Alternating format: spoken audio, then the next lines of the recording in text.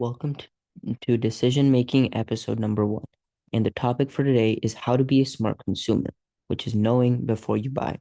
Remember that this content is distributed by Meridian Finance Solutions.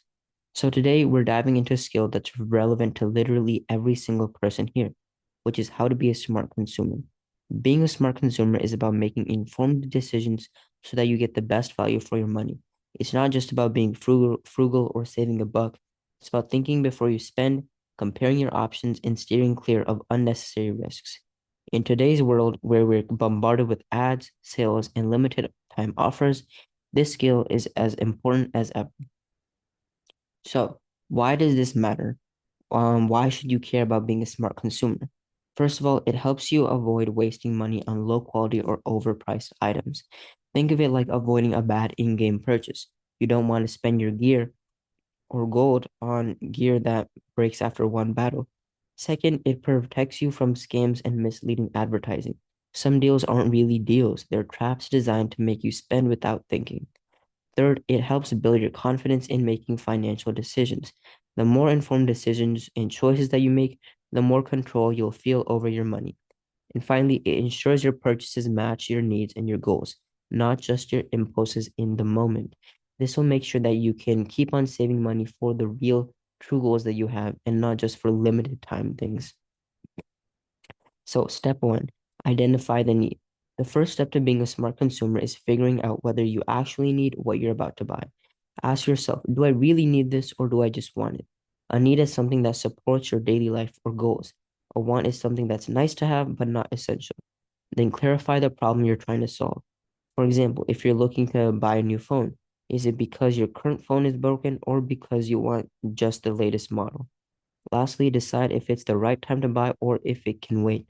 Sometimes waiting even a few weeks can mean that you catch a better deal or realize you just didn't need it at all. Step two, well, that's research before you buy. Once you've decided that you actually need something, it's time to do your homework. Compare prices from multiple stores or websites. Sometimes the exact same product can vary in price by 20 to 30%. Read product reviews, but stick on to trusted sources, not just the ones on the seller's website. Check the product specs to make sure it actually does what you want it to do. Look into warranty and return policies, as a good return policy can be a lifesaver if something goes wrong. Make sure to also research the seller's reputation, especially for online purchases. You don't want to be scammed by someone online if they aren't very reputable. And finally, watch for seasonal sales or discounts. Many products like electronics have predictable sales cycles, and that'll help you buy items when it's on sale and not just want it when you want it so that you can save money over time. So what's step three? Well, that's evaluate the value. Now that you have your research, it's time to evaluate the value. And notice that I said value, not price. Consider the cost versus the expected lifespan. A cheaper product that breaks in a month isn't actually a better deal than a more durable one. Factor in the maintenance or operating costs, things like batteries, repairs, or subscriptions. See if alternatives could give you the same benefit for less, and think about how often you'll actually use it. Because even the best product is a waste of money if it sits in one's drawer. Now, for step four, avoid impulse traps. This is where a lot of people get caught impulse buying. One great strategy is the 24-hour or 7-day rule. Wait before making non essential purchases. If you still want it after that time, it might be worth it. Be cautious of limited time offers that pressure you to buy. That urgency is a marketing tactic to bypass your thinking process. Make sure that you don't stop when you're stressed, tired, or bored, because shopping then are prime times for making decisions that you will regret later on. Here's a real life example. You may want new headphones, and the first store that you visit them has it for $150. You check online and find the same model for $110. That's already a $40 in savings. After that, you read the reviews and confirm that they're both comfortable and durable, so know that the product is good. But then you find out that the store is running a sale in 2 weeks, dropping the price to $90. By waiting, you save $60 without sacrificing quality, and that $60 could go towards something you actually need, or you can go in a savings account to make even more money over time.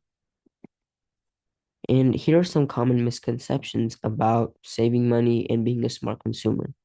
So, the first one is that higher price means higher quality. Not always is true because some affordable items are just as good as expensive ones. Second, brand names are always better.